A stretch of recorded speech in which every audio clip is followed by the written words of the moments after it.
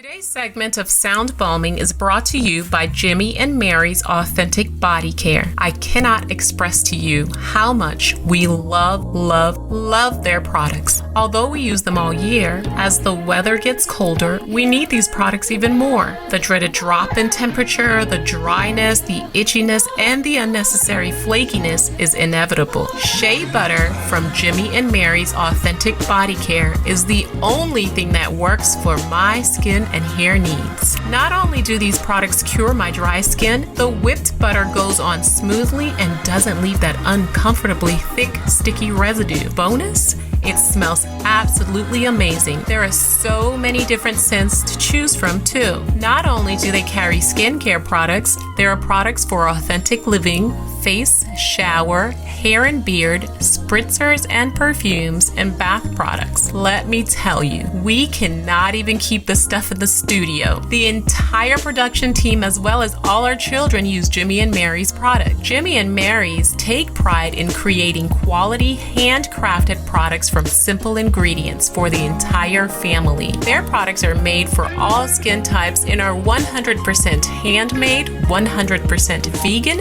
and 100% cruelty-free. Skincare is important. Moisture is key, and keeping our skin and hair hydrated is essential. I cannot emphasize how much we trust Jimmy and Mary's for all of our skincare needs. Hurry on up to jimmyandmarys.com and check out their products. Did I mention service is fast and efficient too? Don't forget to mention that you heard about Jimmy and Mary's Authentic Skincare on Sound Balming. Use the discount code SOUNDBALM20 to get 15% off. That's SOUNDBALM20 for 15% off at Jimmy and Mary's Authentic Skincare. Hey everybody, welcome to Sound Bombing. I created this show for people who want to experience a radical, life-changing journey through the sounds of my diverse guests. I hope that each sound you hear on this show will strengthen your faith, encourage your dreams, and challenge you to awaken the greatness within you. Drop the bombs. Drop the bomb. We're gonna drop the bomb. Drop the bomb. We're gonna drop the bomb. Drop the bomb. We come to drop the bomb. Drop the bomb. This is a journey into sound.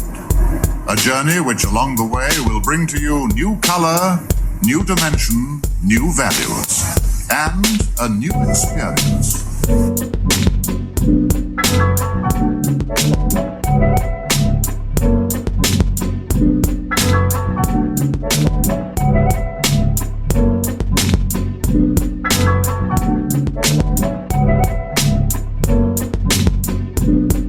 Ladies and gentlemen, the star of the show, LaMarr, Darnell Shields.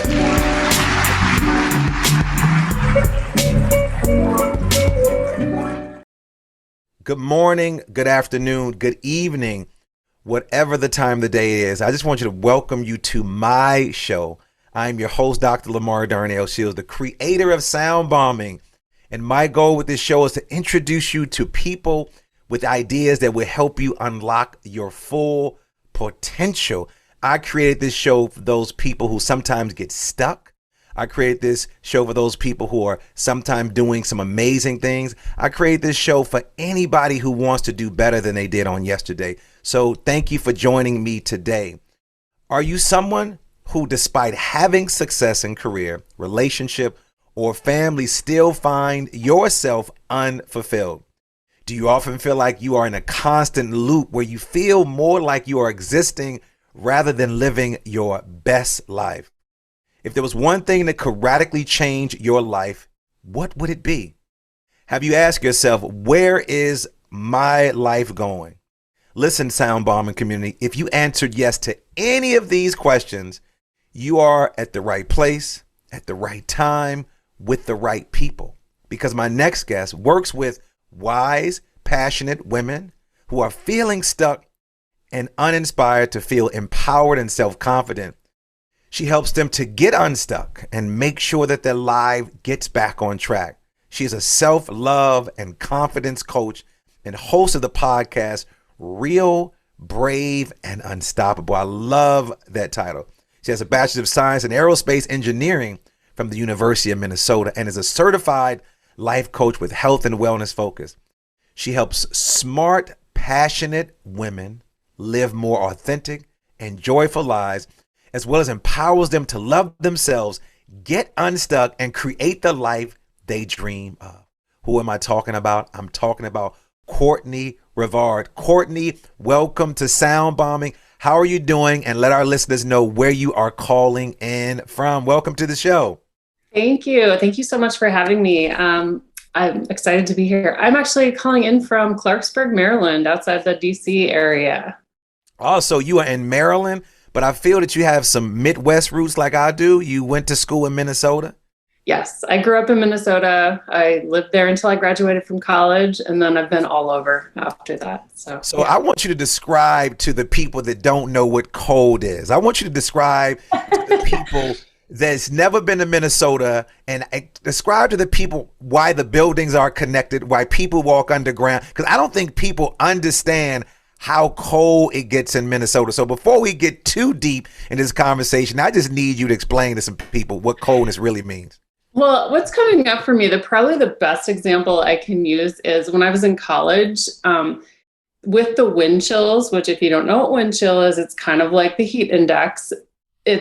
Was like minus 70 with the wind chill, and the governor actually had the University of Minnesota cancel classes because when you'd go outside, if you just had jeans on, it was this biting cold. You probably could get frostbite through your jeans. That's how cold it can get. It doesn't always get that cold. So for the governor of Minnesota, we are not trying to deter people from coming to your beautiful state. I am from the great city of Chicago. I represent the Midwest, and I know about that cold chill off of Lake Shore Drive. I know about that wind, but when I went to Minnesota, I was trying to figure out why are the buildings connected? And people's like, listen, you do not want to go outside because if you go outside, you might brake for the car and get the heck up out of here and not come back in to the spaces. That was very interesting to me to see these buildings connected the way that now all the buildings are connected, but many of them are, right? Yeah, a lot of them are. And it's nice because it avoids you having to take your coat off and put it back on and, all the time, especially if you work. Most of the times they're connected like in the downtown areas, like Minneapolis, St. Paul.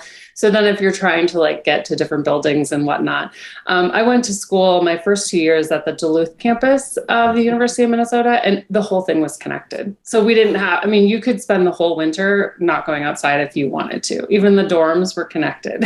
I'm sure that was a major selling point to the people who came from hot climates, the people that might have come in from the West and from the South. So, well, somebody who lived in a cold environment, you had to come up with different ways of being and maintaining happiness, right? So we're going to start with that. You are a happiness coach, a life coach. I know you do a lot of work with women, but you also do, correct me if I'm wrong, you do work with men as well, but mainly women? Yeah, I haven't worked with a lot of men. I'm open to that. So, because obviously there are men who need to work on being happy in their lives too. We all do. So yeah, primarily women, but yeah, I work with pretty much anyone who resonates with what I do. So then, Kortney, let me ask you this first question. So how does a person find happiness? It's so different for everyone how you get there. But honestly, what I have found is that the key really is to find your way to knowing who you are and really loving that person. That helps you just stay centered, and it helps you look for what you need inside of you and not outside. When you start to look outside of you, that's where things get a little dicey because nothing outside of you will ever make you truly happy. So when I was reading and researching you and the things that my producer shared, I'm thinking about, when you talk about happiness, then I want to go back to before you started doing this work. What type of childhood did you have as a young person? Because many people that come on this show, some people have great childhood, some people don't. In particular, many of the life coaches struggle growing up. So as a young person, where did you find happiness? And then why did you then start on this trek to helping other people find that as well? Yeah, my childhood was, for the most part, great. I just was one of those kids who was always really driven, and I was a total perfectionist, overachiever. I remember one time I got a B in something, and my parents were like, "What happened?" And so it wasn't really they were more so used to me getting like straight A's that was like, oh, is there something wrong? I took that to mean if I don't get straight A's, that's a terrible thing. So it was just this sort of, it kind of got more and more pronounced as I got older, is that I always was sort of striving for something bigger and bigger. The bar just kept getting higher. And that really, that did not help in my happiness journey. It was always, I never felt good enough. I always felt like there was something more that I needed to do. I ended up developing an eating disorder when I was in junior high, and I struggled with that like into my adult life. But that's kind of, where that perfectionism and stuff really drove me, or, led me to that. So then explain and define sort of what happiness means to you in your life now, and how has your definition of happiness changed over time? Yeah, oh, for sure. Right now, the definition of happiness for me, it just means feeling content and good with who I am, where I'm at in the moment. In the past, when I was growing up, I thought, to be happy, needed to reach all my goals. Like when I was in high school, I wanted to be an astronaut, which is what led me to aerospace engineering. And so it was, I need to reach all these goals. I need to check all the boxes, like get married and have kids and have the dream house and all of those things. And then, that's what would make me happy, is having all these achievements. So yeah, my definition of happiness has changed a lot. So what experiences have influenced your definition of happiness? I would say that the biggest one was about almost 8 years ago. I discovered my husband at the time. We had been married for 17 years. And I discovered that he was having an affair with another man. And we obviously split up. That rocked my world in the worst of ways. It sort of, it uprooted everything I knew. And so I really, in so many ways, kind of had to strip away everything that I thought was true and just start over. And so that experience, like I always say, my ex-husband, while that divorce was not pleasant, it was not amicable. He's my best teacher, because that experience made me dig so deep to figure out who I am, what I'm really made of. And to really get to that place where, I really came back to myself instead of looking outside for all of this happiness. That really helped me come back to who I am, what's important to me, and what I really want for my life. I'm always interested when you talk about in relationships, you talk about happiness, and I heard you say that your husband had an affair, but he had an affair with another man. I'm always interested to find out, how different is that if the person was a same gender person? Because, an affair is an affair, but then quite often, sometimes when it's from the same gender, and it's no judgment on where people are when it comes to sex, sexuality, and things of that nature, did it have a different effect on you because it was a same gender person? In some ways it made it easier. I think, I'm guessing, like, I don't have the other experience to compare to, but in some ways it made it easier. But I think the thing that made it harder was just that it really made me question a lot of my past. Like, what was this all just a lie? Was it just like, you didn't want to be gay, so you got married and had kids and, all of these things? Like, it was like, what was really true? So that part of it really was something I had to come to terms with. In some ways it was easier, especially with my kids, at least for me, because like, I didn't have to deal with like a stepmom or like, that kind of relationship. I didn't have to like really manage that inside of myself. So a little of both, I would say. So what role does your past, not only just your past in your relationship with your ex-husband, your past with your family and your upbringing, because I heard you say that when you got a B, your parents said what was wrong with you, then you went through an eating disorder. So what role does your past play with how you engage your clients around the conversation of happiness, and then how you define and or redefine what happiness means to you? That's a great question. I think I work with a lot of clients who are perfectionists, and like that, it's that need to, nothing can ever be perfect, but that need to try it's such a waste of energy. And having been through that kind of realization, that's one thing that helps me so much with clients, and to help them realize that, how that isn't helpful for them, and really at the end of the day, like, is that really true to you? Like, is that really authentic for you to want everything to be perfect? Like, what if it wasn't? Well, what if you didn't have to worry about that? What would be possible in your life? And that's like a mind-blowing question for people. They're like, wait, what if I didn't have to worry about having things perfect? If I didn't have to worry about what others thought of me? Like, it's a mind-blowing question, because it opens up so much room for more happiness and joy in your life. So I heard you use two words, and it's interesting. I was going to go in that direction. You said happiness and joy. The great gospel artist, Grammy Award-winning guy from Dallas, Texas, Kirk Franklin.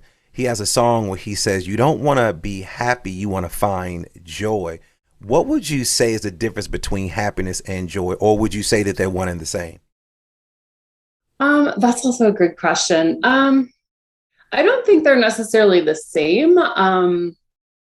Joy to me, like, what comes up for me is that joy to me is just a very, almost like a visceral feeling. Like, it's something that just is like inhabits you. Like, it's just like almost just an energy or a way of being that is just, it just is.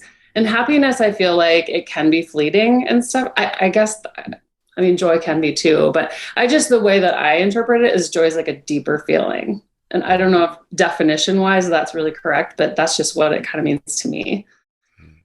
So I know you are a life coach, and you talked about helping people through these processes. How do you help people live happier lives? Yeah, I start with helping people to really get to know who they are and embrace that. I think it was Brene Brown maybe that said authenticity I love Brene Brown. Me too. Even if you misquote Brene Brown, the fact that you mentioning her says a lot about who you are and what you do. But go ahead. I love Brene Brown. Yeah, but one of her quotes is like, authenticity is the daily practice of embracing who we are and letting go of who we think we should be, or who other people think we should be. And like, that's really, I think, that's where we start. As we start with that is like, who are you really? Let's really dig into that and start to embrace that, start to appreciate that. Like, even the things that you've thought are flaws, there's always gifts in the things that you think are flaws. They've served you in some way. And so part of it is really getting to own all of that and know that we all have flaws. And so you're not unique in having flaws. So walk me through that process of how you actually help women in particular unpack the flaws, unpack some of the challenges that they've been holding on to. Yeah. Well, one of my favorite ways to do that is I have like a short 4-week kind of kickstart program. And what we do, we have one session that's longer, and we kind of go through a visualization of like where in their life, like we'll look at different areas of their life, and it's almost like a meditation kind of, but they'll really tune into where do they think that they're not showing up in their true, like who they really are. An example might be like if they're a mom and they show up in the group of moms and they feel like they have to look like they have everything together. I know I've been there where I've really like sometimes I'm kind of scatterbrained. And so I felt like I just had to show up and have everything all together. And that just didn't really allow me to be like authentic at all. And so that's one example of where we'll kind of look at different situations and where they're not being true to themselves, and then how that impacts their life. Because when they can see the costs of that, that's when you can really start to, they can receive a new like way of thinking about it or way of being. And then once we identify those things, we work on like practicing it, like giving them ways to go out into the world and show up as the person they really are. And sometimes, a lot of times, that's really uncomfortable for people to do it. But a lot of the work involves kind of nailing down that pattern and then giving people little exercises to go out into the world and practice it, and then be accountable to report back. Because a lot of times when we have those little exercises or whatever, it's like, oh yeah, I did that once and I'm kind of bored with that, so let's move on. So the accountability piece of things is so huge too.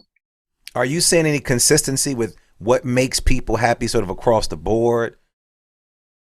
At the end of the day, I think that really it comes down to when people stop focusing outside, when they stop focusing on, like, I'll be happy when I make more money, or I'll be happy when I lose 20 pounds, or I'll be happy when I get this promotion. When they stop doing that, when they learn how to be happy in the situation, even though the situation might not be ideal, they learn how to be happy. And it's almost like, I always call it like, it's a grounded feeling. It's like, okay, the stuff out here that's going on isn't necessarily the way I want it to be, but I'm good here. So I can manage that. Like that's kind of, that's the consistency, is that when people can get that, it starts to click. So Kortney, what's making you happy right now? Not like on this present pot. Well, you better be happy on my show, okay? Don't be faking the funk. Yeah. So what is Kortney happy about right now?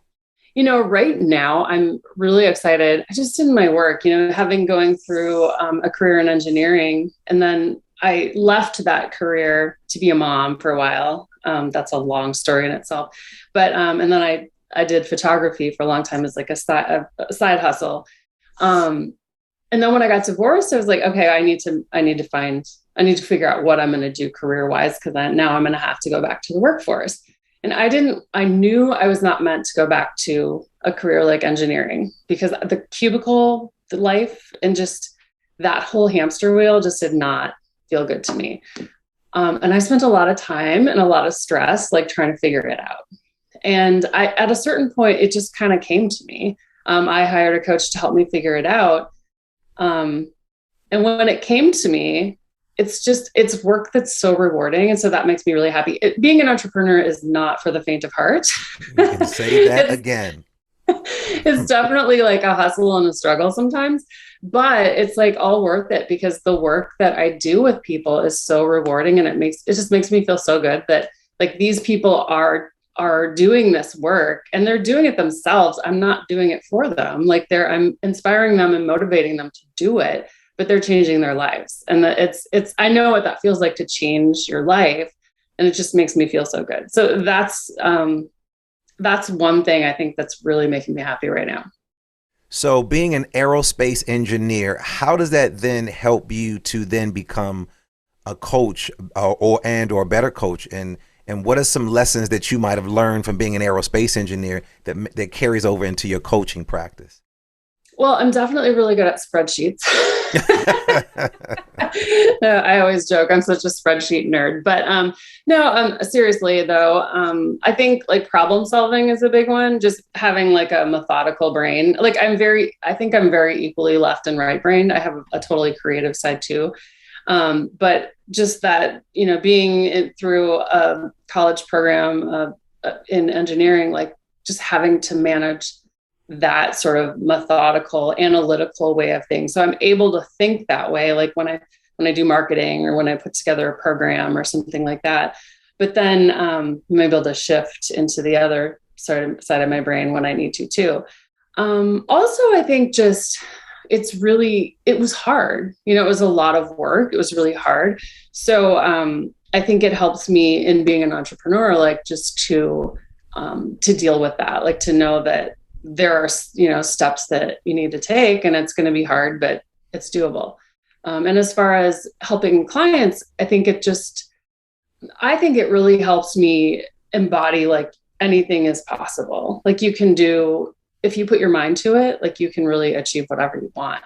And it might be something huge and it might be something small. Like I really just want to have more time to myself, but you can really have whatever it is you want in life.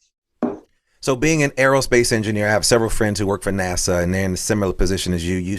Typically surrounded by a lot of men, a lot of male voices. Why then did you decide to focus your practice solely on women? Was it because of that, or was it just because you were a woman and you saw that there was some type of connection and you felt some lack in your life and you wanted to sort of help elevate that in other women's lives? Because I know my buddy who works for NASA, who's an engineer, it's nothing but men around her, and it drives her crazy quite often. And typically she always said, I'm probably one of the smartest people in the room, but you can't tell these ego-driven men in space that. So why did you decide to work with women? I think it was really more like because of my own experience. Like, I think I don't know that I know I could help men, but my perspective is, obviously oriented from the side of, a woman going through like an eating disorder or a failed marriage and a divorce and sort of having to rebuild a life and going through a lot of mental health issues along the way. So I think it's really related to that. Like it's what I know, and I know I have a lot of expertise in it. So I understand what a woman is going through in those things. And from a male perspective, it's just, I don't understand that as well.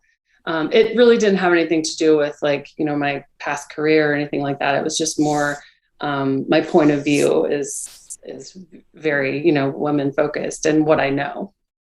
Well, I know you have a point of view and you have a space where you're able to unpack those point of views on your Facebook group called Real Brave and Unstoppable. What are some of the topics discussed on that page? And then tell me about some of the women that stop by or some of the people that stop by on that page to engage you and other women. Yeah, I think I actually just closed that group because I'm going to start a new one. That group, when I started it, it just had a lot of people in it that weren't like focused. So, but some of the topics that we did do, I hosted a lot of challenges in there. I did a body love challenge at the beginning of the new year. Usually I'll do like a goals challenge, but focus it more, not on like New Year's resolutions, but more on how can you set intentions for how you want to live your life this year. And it's just kind of convenient time to start that. I find that a lot of the people in groups like that, in my experience, it's easy as a coach to get really wrapped up in like kind of coachy talk, as we call it in the coaching industry, but, or topics like that, but people really are asking questions that are much more like simple, like, like instead of talking about authenticity, people might say, I went to this event and I felt really out of place. Like they just like the language. So people might show up and say like, what do I do in this situation? I feel like I don't look good, or, they're coming with that kind of stuff from the pain point side of things. Or people might ask like during the holidays, people are like, how do I manage this? How do I have less stress in my life? So people are asking much more practical questions, which are really awesome entry points to then, is that authentic to you? Like using the holidays as an example, so many obligations and people feel like they have to do them all. And so my question will be like, which ones feel true to you? Like, so they'll come and say, I'm so stressed. Like, how do I deal with all these family obligations? So it's a great entry point into, which ones feel true to you and what can you do that's authentic to manage it? So one of the things I heard you say is that you do an activity called body love. What is body love? It was a challenge that basically, I did it a while ago, but it was a 5-day challenge. And there was like something every day. The participants would get an email and there'd be like a activity for the day. And, some of them would be your job today is to look in the mirror and look at a body part and just say, I approve of you, and not necessarily even go to, I love you. That's a big thing with body image, is that it's unrealistic for most of us to go from like, oh, I hate my stomach to, oh my God, I love it. So sometimes you have to go, it's fine in between, and work towards the love part. But that's the idea behind that challenge, was to get people just really thinking about how can I be kinder to my body?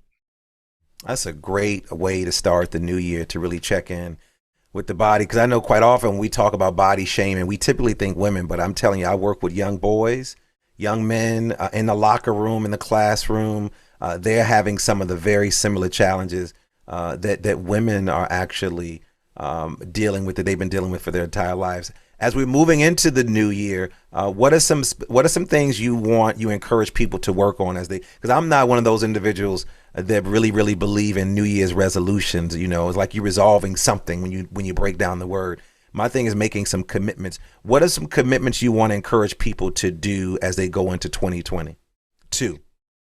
Yeah, I think that, first of all, I like to really, when we do these sorts of New Year challenges, I'm with you on the New Year's resolutions. I think that the January timeframe is a nice break point for people to kind of reset. But yeah, I think like what I do with these not resolutions, but the New Year like intention settings, is there's a process to it. You know, the first is to really think about what you want. Like, what do you want your year to look like? So like I always tell people, like, don't just say, I want to lose 10 pounds or I want to get in shape.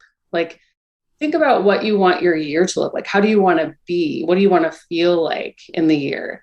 And then from that, you can set, like, if losing weight's important to you, if it's going to help you feel more energetic or better about yourself, then fine, go for it. But don't just pick something out of, thin air because it sounds good.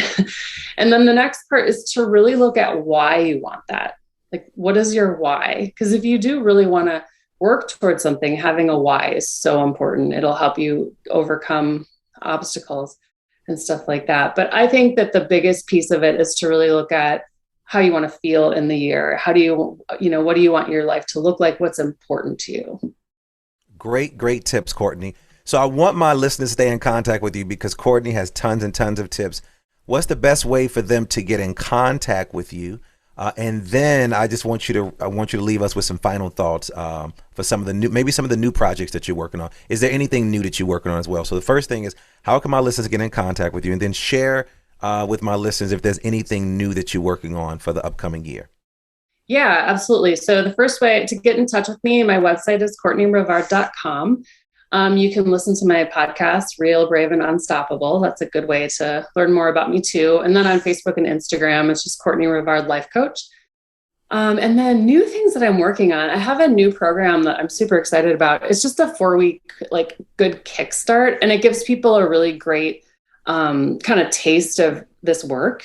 And basically we start with uncovering some, energy patterns that are not allowing you to show up as who you are and love that person. And then we just work on shifting those. And the goal is that you can start to, really start being who you are, like just be real.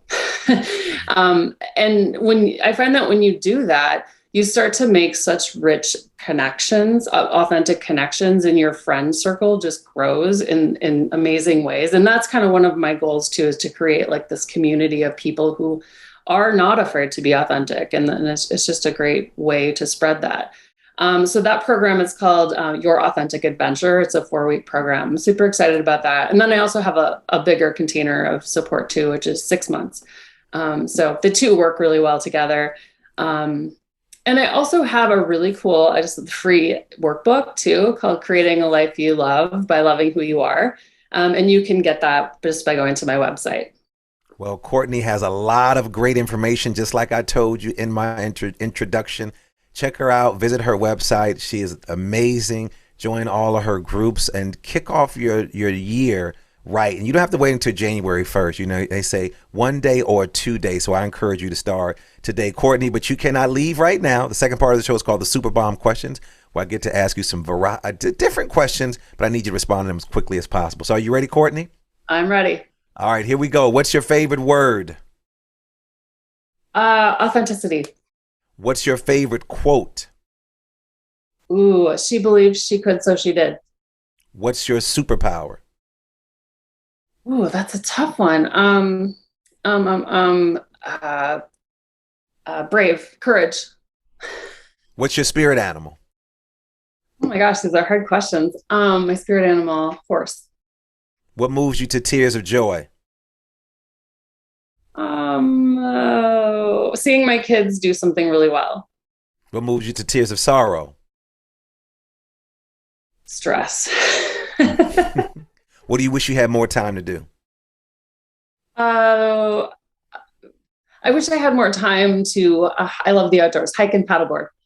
What is the book or books you've given most as a gift and why? I would say Brene Brown's Gifts of Imperfection. It's so great. Like it talks about how being imperfect is totally acceptable and actually awesome. What's 2 items whenever you travel you always have to take? My laptop and a notebook. If you were in the Miss America talent competition, Kortney Rivard, what would your talent be?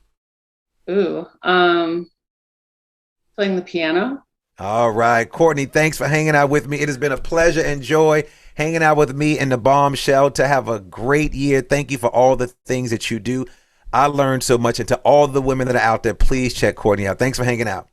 Thanks so much for having me.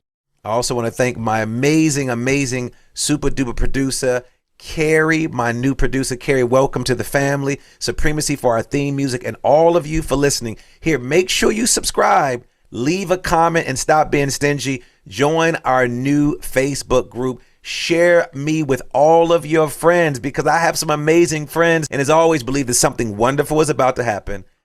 But some people miss the message because they're too busy looking for the mess. But not you, not you, not you, because you're always growing, because you listen to Sound Bombing. Peace. The Super Balm questions are brought to you by Mountain Made CBD. Mountain Made is changing the CBD game by offering a line of high-dose CBD tablets at an affordable price. Their products are THC-free and third-party tested for accuracy, cleanliness, and potency. Their products, which ship nationwide, include Build for CBD saturation, Boost for precision titration, and Recover for rest and rehab. With 9 years experience in hemp and fitness, Mountain Made's founders are focused on creating a quality product to help those who live an activated lifestyle. Check out mountainmade.life. Again, that's mountainmade.life to find out more about how their products can help you crush life. Remember, their products ship nationwide. Go check out their website today and follow them on social media at Mountain Made. That's the @ MNTMADE. Our staff at Sound Bombing uses Build before a morning workout, which helps to push our bodies to a whole new level on a daily basis. Try Build, try Boost, try Recover. Our staff is using these products to enhance our active lifestyle naturally, and we are crushing life with Mountain Made CBD, and you can too. Start today by going to mountainmade.life and ordering Build, Boost, Recover, or the multitude of other products that they have which will enhance your lifestyle. I promise you, you won't regret it.